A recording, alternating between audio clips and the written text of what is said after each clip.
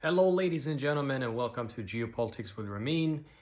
I wanted to talk about a potential Iranian intercontinental ballistic missile that has been developed or is under development. I first heard this news from Scott Ritter in an interview. I think it was with Judge Joe Napolitano. Not sure, but nonetheless, I heard him talk about Iran developing a missile called Rod 3. However, I couldn't find almost any information about this except for a Ukrainian source, UNN.UA.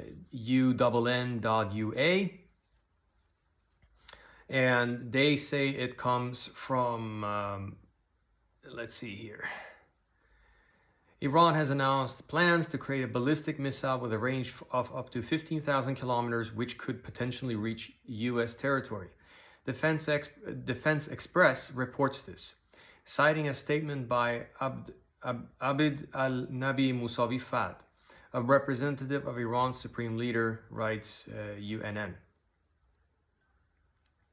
Well, if this is true, then this is a crazy development, because as of recent, Iran has only been able to strike American bases in the region.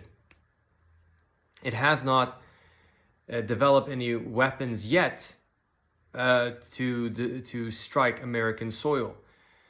But this will obviously be a huge game changer. First things first, I believe that if Iran has developed these or are going to develop these, if they have them already, and they basically show them to the world, I think that eventually the United States will back off completely from this war. And on top of that, Iran is a nuclear threshold state, which means that they can develop a nuclear warhead at any time and bomb and put this nuclear warhead on this Rod 3 missile. But again, it's very difficult to find information because information is very suppressed these days. I remember back in the late 2000s and mid 2010s, it was actually way easier to do Google searches and find a lot of alternative media. But I noticed that it's much more difficult as of late. But anyway, the articles proceed, and it says, according to the publication, the Iranian leadership representative made the statement during Friday prayers. Currently, Iran's longest range ballistic missile is considered to be Khorramshahr, with a claimed range of up to 4,000 kilometers. Defense Express notes that transitioning from medium-range missiles to an intercontinental system with a range of 50,000 kilometers would be a difficult technological step. To strike Washington and New York from Iranian territory, a range of at least approximately 10,000 kilometers would be required. I believe that the North Koreans will be definitely involved in this development. Iran has previously received help from North Korea when it comes to building its ballistic missile program. In the past, also these missile cities were built together with North Korean engineers. So North Korea has a history of aiding Iran in these matters, because North Korea has ICBMs, and we will go through more about that here. But anyway, possible role of North Korea. Defense Express suggests that Iran may attempt to use North Korea's existing missile technologies. The publication recalls that the Khorramshahr was developed on the basis of the North Korean Hwasong-10, which is in turn originated from the Soviet R-27 ballistic missile. North Korea already has several intercontinental ballistic missiles with a claimed range of approximately 15,000 kilometers or more. In particular, the Haosong 18's range is estimated to approximately 15,000 kilometers, while the Haosong 19 is claimed to have a range of more than 17,000 kilometers. The Haosong 17's range is estimated at approximately 15,000 kilometers. This is an amazing feat of engineering, by the way. Even if it's deadly, I have to say it's very impressive. Especially for countries like Iran and North Korea that are under heavy sanctions. It's very remarkable, the military technology that they can build. But anyway, Defense Express suggests that Iran may obtain some of the necessary technologies through cooperation with North Korea. Wouldn't surprise me at all. At the same time, the publication does not rule out the direct transfer of missile technologies by Russia, although this is currently an assumption rather than a confirmed fact. Yeah, Russia and Iran has definitely increased their military cooperation as of late.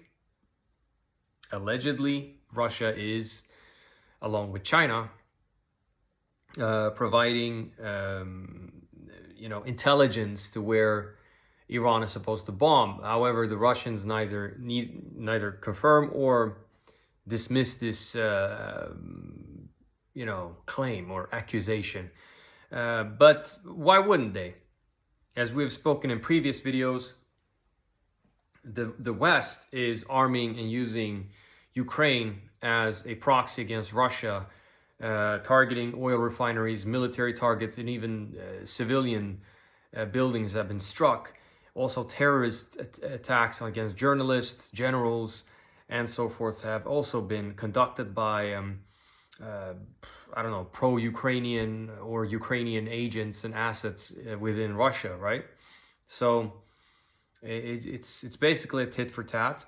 As far as the satellites that Iran uses to bomb its targets with precision is said to come from Chinese Beidou satellite technology. So that's how that is.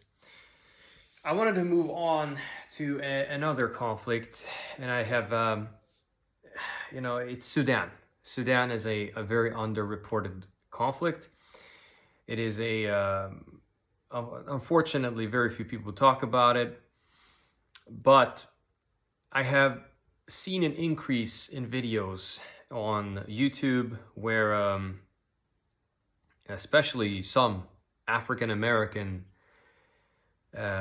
analysts, I don't know if we can call them that, I really think that they're spouting a bunch of pseudoscience and historical revisionism, how they have mischaracterized the genocide in Sudan, the war in general.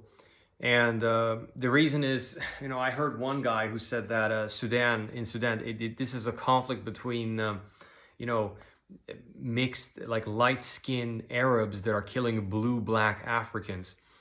This is not true. What is true, however, there is definitely a racial / ethnic component to this. But to describe Sudanese Arabs necessarily as lighter skinned is quite ridiculous. Hemedti is not a light-skinned Arab. You see, it's a little bit more complicated than that. There's resources involved, drought, and the majority of the sedentary population in, let's say, Darfur, they are African tribes, right? Usually Masalit, Sakawa, and Furwa, right? These are the big ones. And the nomadic tribes are Arabic speaking, right? So they are usually divided into two. So it's Abala Arabs, which are camel herders, and then you have Baghara Arabs. And to my knowledge, Hemedti is part of the Mahamid tribal federation. He is part of a sub-clan, which I believe is called Rizeigat. It's quite a long time ago I studied this, but I have somewhat good knowledge of it still. And he got rich from gold mining and sending his RSF soldiers into Yemen to fight as mercenaries, as well as into Libya to support General Haftar, right? So that's the case here. It's not so much about, this guy is a light-skinned person, this guy is a dark-skinned person, and therefore the dark-skinned person has to be deleted. There are most Arabs in Sudan are quite dark. Now they can range in different skin tones, obviously, but I wouldn't describe it in such simplistic terms.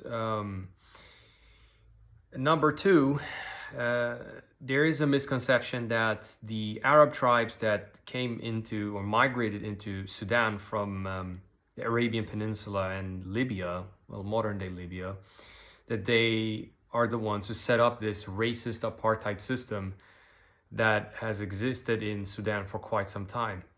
That's not true at all. The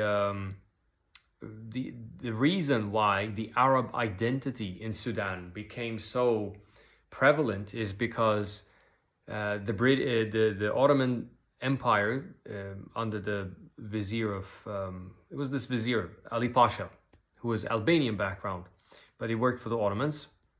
He started taxing non-Arabs, and in order for these Arabs to escape non-Arabs to escape taxation, they would adopt the Arabic language, and that's why one of the reasons why Arabization became so prevalent.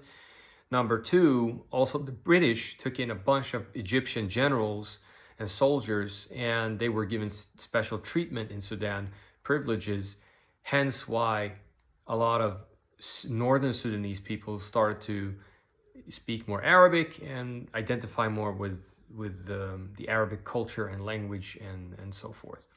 So that's the main reason why you have, and also because if we're talking about South Sudan, obviously the British colonials did not allow cultural intermingling between North and South Sudan at the time. So there was no,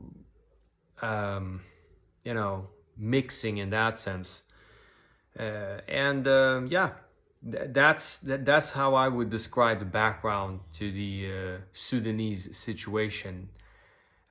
Not like light-skinned Arabs versus dark-skinned Black Africans. I think it's very simplistic. Most of the Arabs in Sudan are Arabized. They have maybe some admixture from West Asia, but generally I would, if they would have walked down the street in any Western capital or city, they would definitely go under the racial category of Black or Negroid. But yeah, that's it. If we can backtrack again to the Iranian conflict, I forgot to tell you, Iran is controlling the Strait of Hormuz, more or less. They are bombing ships here and there that are not following their diktats and not paying the toll fee. Donald Trump is claiming that, no, this is American territory now, which is ridiculous, obviously. Iran is also, Khamenei, the supreme leader, has appointed General Mohsen Rezai, as one of his supervisors, his supervisor. And he is, according to Western sources, a hardliner. They love that word, hardliner.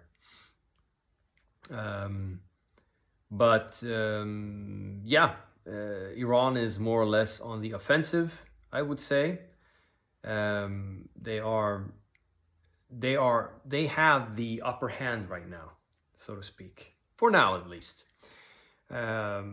But yes, I'm not going to sit here and pretend that the economic situation in Iran is the best. There's inflation, there's a lot of problems in that sense, and the Iranian people have for now been very resilient, and salute, respect. I love that about Iran, because at the end of the day, this isn't just about the Islamic Republic. This is about the survival of Iran as a nation state. there's plans to carve up Iran, support different, ethnic minorities to balkanize the country, so to speak. And so this is more than just a beef between two governments. This is about destroying the modern state, nation state of Iran, destroying Iranian civilization. If Israel would have succeeded along with the United States to topple the Islamic Republic and put in, or perhaps take a puppet mullah in there and put him in charge and make Iran into a subservient, compliant Muslim state, that means that Israel can have control over the Hormuz Strait. Israel and America, more or less, they can get a lot of money, and this will increase Israel's financial and military and political power throughout the region. So there is a big incentive to why they want to control Iran or destroy Iran. And that is to further the Greater Israel project, obviously.